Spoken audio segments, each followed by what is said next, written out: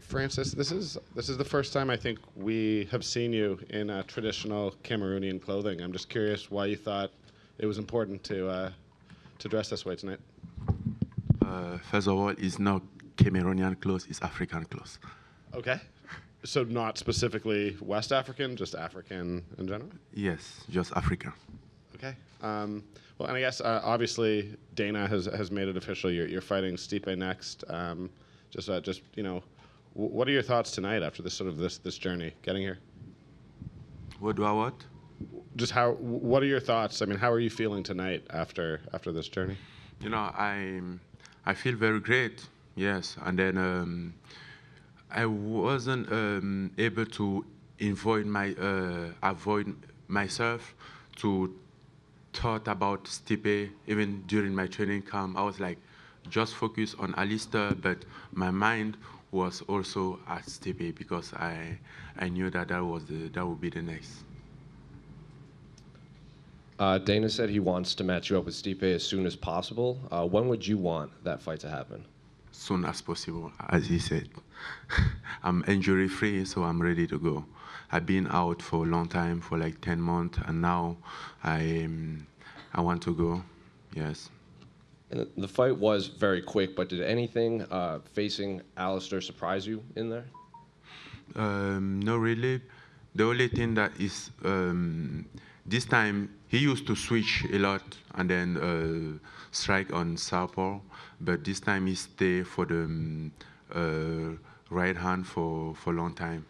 That was just the different thing, but we keep that. We work for all that. Francis, over here, over on this side.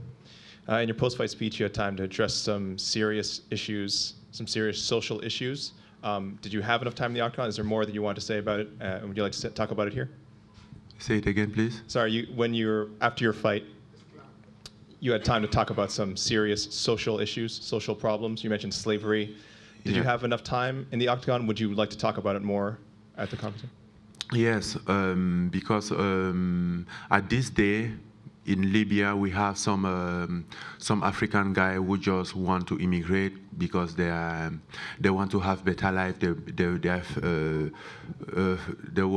are finding road to go to Europe, something like that, and they crossed Libya, and then they treat the Libyan catch them and treat them as a slave. So we saw that on TV, on social, and then I have my heartbreak for that, because I was immigrant too. I do all that stuff, but no idea to that doesn't mean I was a bad guy. I was just someone found a better life. Found something to do to help my family and myself to earn my own life, my own money. And I want to ask just about Alistair. That was obviously an amazing knockout, and you guys have had a good attitude towards each other. After the fight, he seemed to be, okay, mostly okay, suffering a punch like that. But did you get a chance to talk to Alistair and say anything to him? Did he say anything to you? No, at all. Not yet.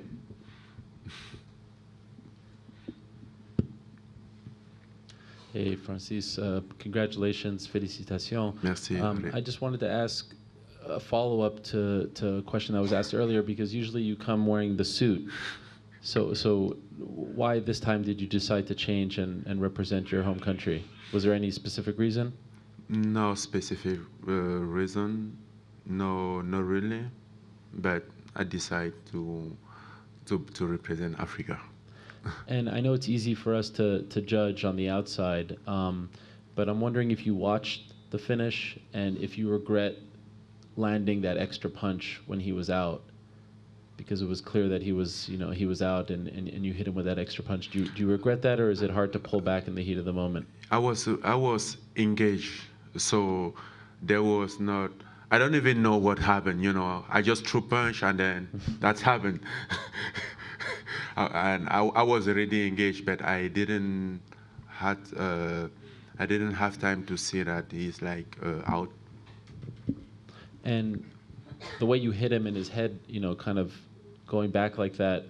Is that one of the cleaner knockouts that you've ever had? Is that something that you enjoy just because you hit him so flush, so perfectly? Is Hey, that listen, Ariel, I'm a fighter. I'm come here to win. What doesn't matter how I hit him to win, and then he'll probably do the same thing. sure? No, I'm saying, Yes. did you enjoy the fact that you connected so cleanly? I enjoy the fact that I win the fight, and then that was my goal. I did it, and that's it. Okay, thank you. You're welcome. Francis, right here in front of you.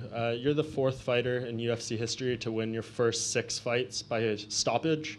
Stipe has won his past 5 fights by knockout. How do you see a fight between you guys actually going?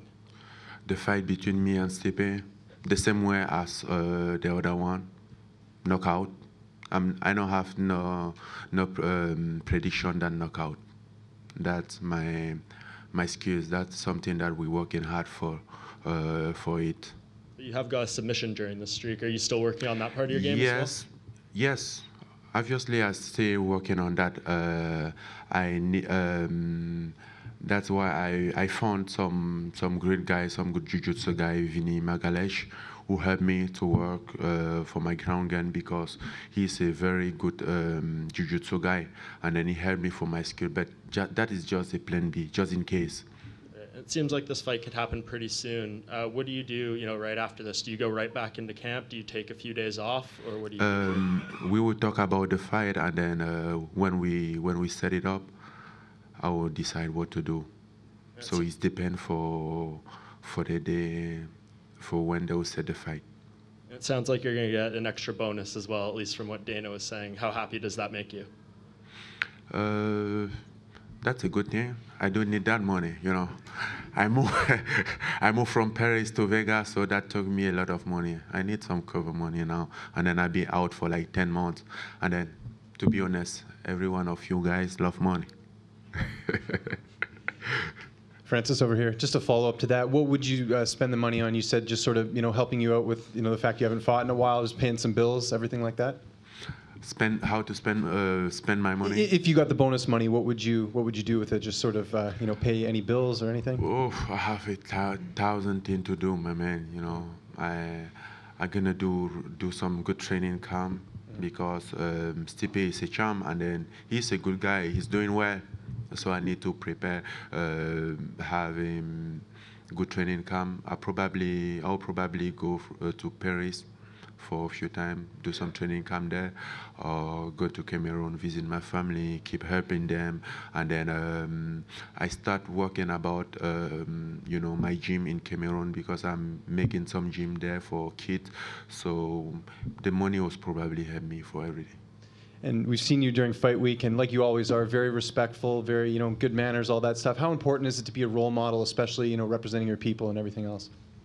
I don't really choose to be that. I think it's just how I am, and then if that same like motto is a good thing. And you're getting the title shot next. You got a lot of leverage right now. Are you pushing the UFC to, have a card in your country? Is that sort of a dream of yours? Yes, of course. I want to. First of all, I want to be the first African to have a UFC belt. I want to be the one who bring the UFC in Africa, basically in Cameroon. Make Cameroon be the first country in Africa to have UFC. It will be good. It will be like an honor for me. This is the biggest win of your career. How are you celebrating tonight? What is my biggest? This was the biggest win of your career, I would say. How do you plan on celebrating tonight after No, this press conference? the biggest win of my career is coming. Okay. But how are you celebrating, though? You going to go out tonight, or are you going to hang with your team? I'm not done yet. I'm just on my way, doing my job, so I keep my head straight to my goal. I'm not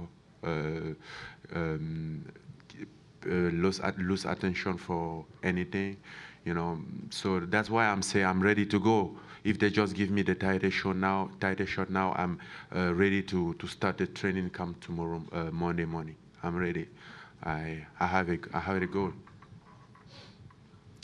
Hey, Francis, just a quick one about earlier this week. On Embedded, they caught you during the stare down on Wednesday. You were telling Alistair that he was going to go to sleep on Saturday. Yeah.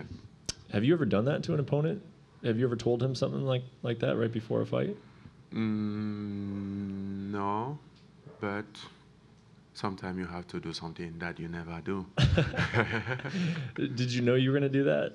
Yes. You knew I before. mean, you know, in this sport, everything can happen, but most of the time you can feel things, and then I know that for like 80%, I'm gonna knock you out, and then the 20% was just like random, you know. And what? And I guess if you know that, that's fine. But why tell him that? Did you do it to intimidate him, or did it? No, because he talked a little bit. Okay. He talked a little bit, and I really just want to hear that I'm a little bit hungry about what he said, and then I want to correct him. What do you think made you so confident about this fight, though? Because that was a guy who had been fighting since he was 15 years old, and he had 60 professional mixed martial arts fights. You have 10. That is the past, man. We are talking about now, and now it's me. I'm the present. Congratulations, thanks. Thank you. Any more questions? Okay, thank you, Francis. He questioned my age. Yeah. How old are you really? 31. Yes. Really? 31. I mean, he's not a cops. I don't need to prove for him or I mean. And then if cops need my age or my birth certificate or my family or what school I went to when I grew up, they will check all that. They have, I mean, you cannot lie about that. But he's nobody. He's not having right to ask that. So I'm not gonna pay attention for that. He just crashed out. All right, thank you.